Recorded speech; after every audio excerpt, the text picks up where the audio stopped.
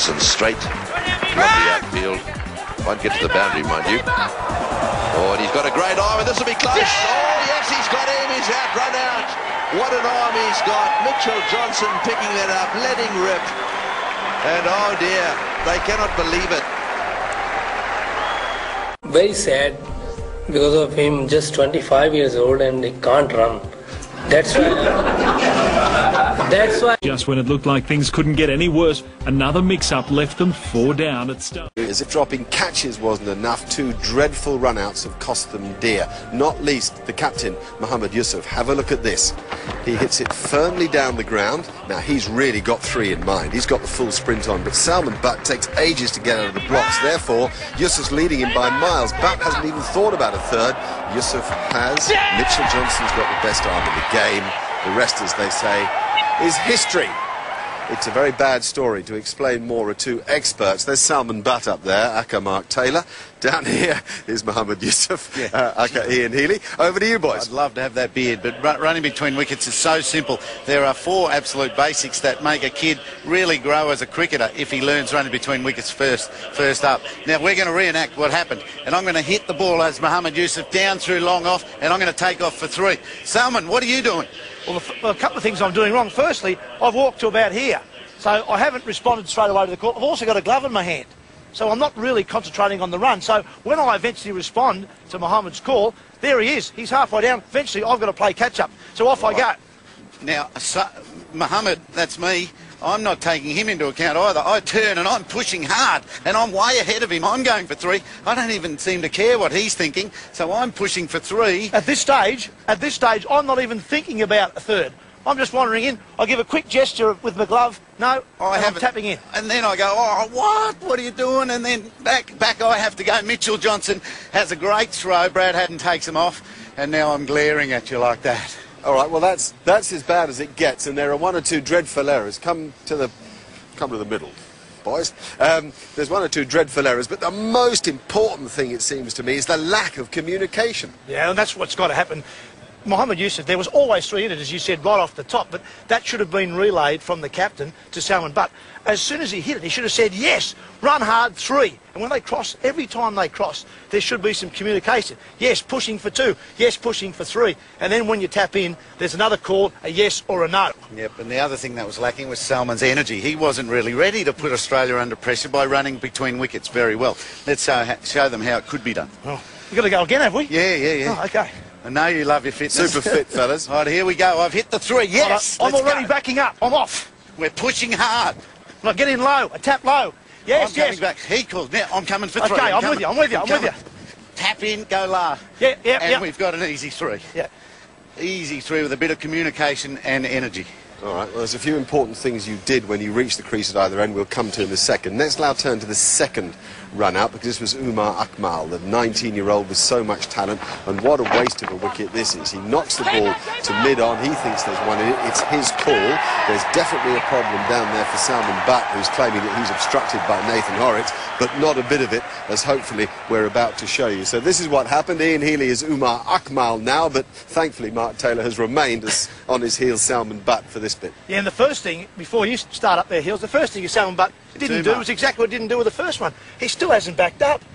Horrocks has bowled the ball. Horrocks has bowled the ball and moved this way because he wants to stop the 1. He can't get to the ball, but Salman Butt stuck behind him. Only a metre out of his crease. I've played a beautiful shot. I think I can pinch 1 because the fielder's been caught on his heels. I'm saying yes. And I see that wavy little thing from behind the bowler. What's that? Salman, you've done it again. And back I go. And I make every effort to get back into my crease, but again, way too short. Before we talk about that, let's do it right. Let's do it right. Right. So here we are. Well, you bowl the ball. Here we are. So Nathan Horrocks bowls the ball. Umar hits down the ground. Yes. Right. I've got to trust his call there. I've got to trust his call. He's hit it in front of the wicket. Umar Akmal, he knows that he's hit it into a gap. He knows it's hit into a gap. I've got to be backing up. I trust his call. I go straight away, and there's an easy run there. Because I'm going to the danger end. The other thing that could have happened, Tubbs, if he's behind the bowler and you just can't get a run, he's going to go, no! Yeah. No, straight away. Again, energy. It's got to be definitive and loud so that Umar doesn't overcommit to the run. Show us 1 or 2 things you've done in the crease here. You talked about touching down low for a start. Well, the first thing was I'd have my gloves on, someone batting with them. When you're coming in, when you're touching in, you want to get down low in that position so you can push off from there. Push in, so in hard and out hard. That's how you can make up a lot of time in running between wickets. Okay, so in and out. Also face the ball when you do your turns. So if the ball's out on this side, on the leg side, you're going to turn with the bat in your right hand. Now, if the ball is over that side of the field, I want to turn with the bat in my left hand facing the ball. That's called not turning blind. If you turn with your back, let's say the ball's on this side, and I turn with the bat in my left hand, try to look at the ball, that's called turning blind, not good. Right, let's run through the 4 important things that you've picked out once more about running between the wickets. Right, what are the calls? That's number one. Yeah. The calls are really, really simple. Yes, wait, or no. Now, if you are calling wait, don't be in your crease. If you're calling wait, you should be out ready for a run. And the non-striker should be out of his crease too, ready for either a yes or a no. And we'll go back. So they're the 3 calls. And the second thing is back up. And that's what Salman Butt didn't do yesterday. He didn't back up very well. So as the bowler gets to about this position, actually with the law change these days, you can actually leave your crease as soon as in his delivery stride. But I used to like to wait until I saw the ball come out of the hand. If you're doing that, the bowler's bowling there, as soon as you see that ball leave the hand, you're out a couple of steps. You've got your bat in the hand facing the bowler, so if there's a drive back down the crease, you can put your back in.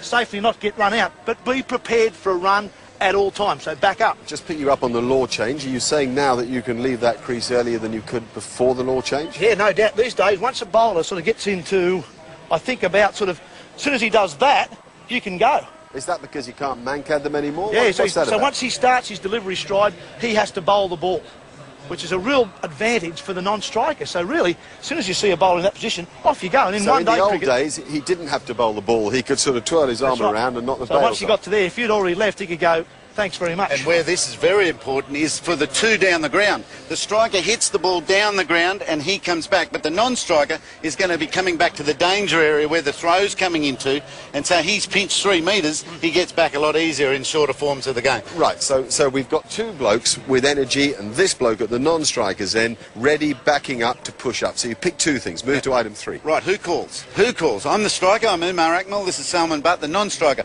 I hit the ball in front of me, from point and square leg in front, it's my call. It's yes, no, or wait.